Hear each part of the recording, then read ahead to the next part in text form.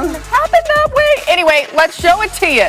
Taysom Hill making his first career start in the place of injured Drew Brees. They're down there, and Hill showing that, listen, he might be an NFL quarterback, Dan Orlovsky. This is great movement in the pocket, finding that crosser, and this is one of the better throws of the day because it looks like Sting coming down from the Raptors. That ball is in the air for absolutely ever.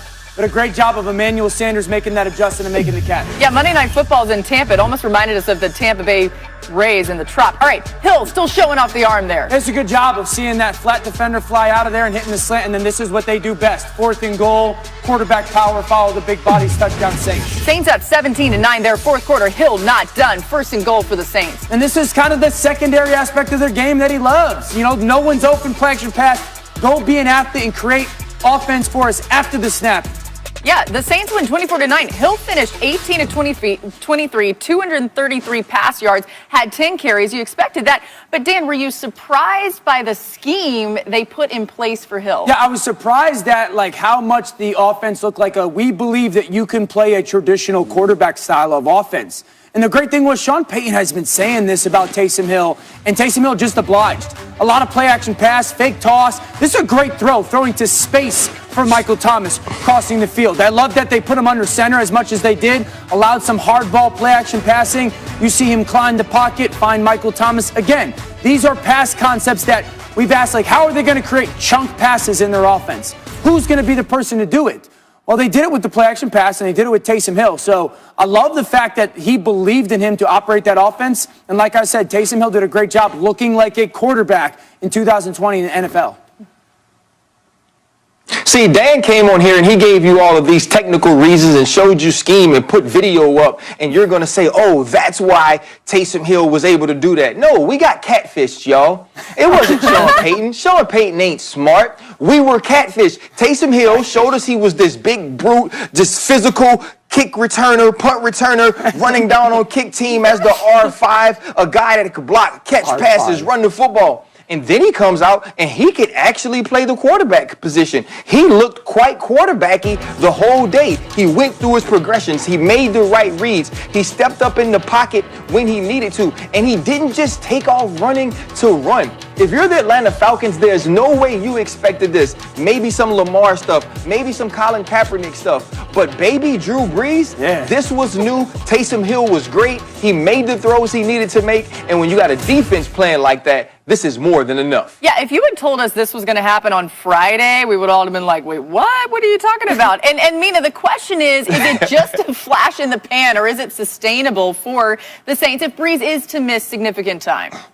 Well, I think it depends on your timetable. Is it a long-term solution? We don't know. But is it sustainable in the short term this season?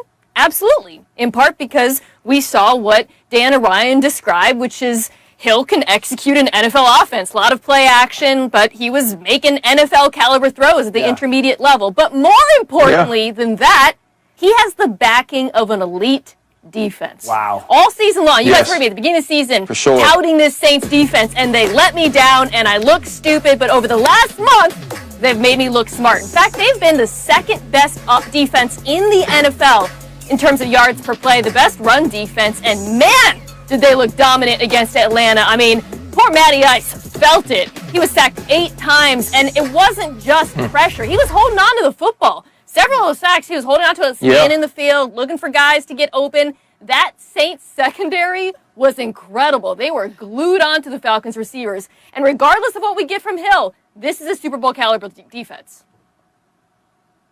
First off, Mina, you never look stupid. It just took you a little while to be right. Because now that this team is playing the way that they are on the back end and in the front, they're going to be difficult to beat. And I think the Quan Alexander ad was a huge deal for the New Orleans Saints. They have playmakers on all 3 levels, and you saw it against the Atlanta Falcons that aren't a bad football team offensively. And so if they continue to play like this gives Drew Brees some time to heal. Taysom Hill fills in admirably, and this team's going to be tough to beat in the playoffs. Yeah, you mentioned it there, Ryan. You just wonder if it gives Drew Brees time to be really fresh by the time they really want him back in action. All right, let's bring in Adam Schefter in here. Adam, what way did yesterday's performance shape how the Saints will move forward with their quarterbacks?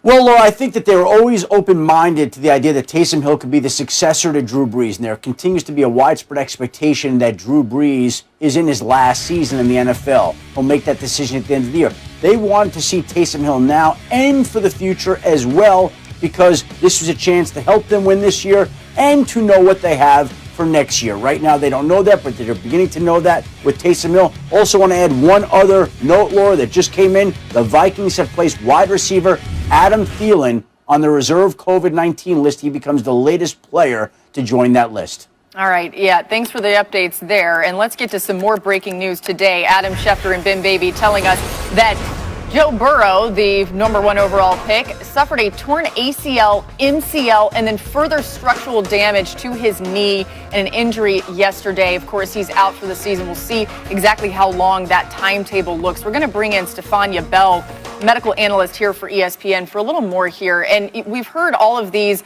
ways to describe this injury. It sounds real significant, Stefania. So what more can you tell us about exactly what happened to Joe Burrow here?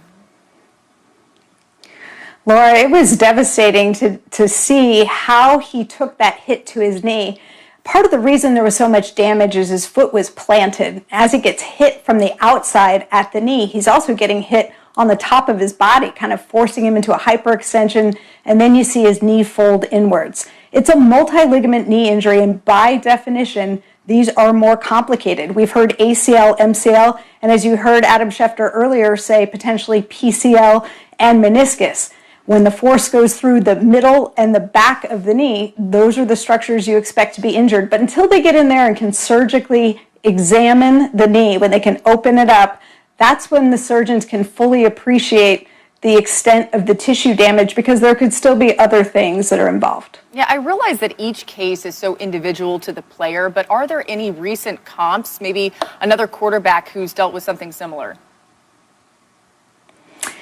You're right. They're all individual, and they heal at different rates, and it depends on what they do with the surgery, etc. But we always want to look to guys who have come back from complicated injuries that are fairly similar. So you can look at Carson Wentz. Now, his was an ACL, LCL, meaning the outer ligament of the knee, but he was able to come back, and obviously he's still performing in the National Football League. And to take it even a step further, think about Teddy Bridgewater, who dislocated his knee, meaning there was significant damage to a number of structures in his knee. And look at him, starting quarterback for the Carolina Panthers. So, there are success stories. There are a couple of keys here. Number one is you really want a surgeon who's got expertise in multi-ligament knee injuries. Dr. Jim Bradley of the Steelers performed Carson Wentz's surgery, and Dr. Dan Cooper of the Cowboys performed Teddy Bridgewater's. They're very experienced with these types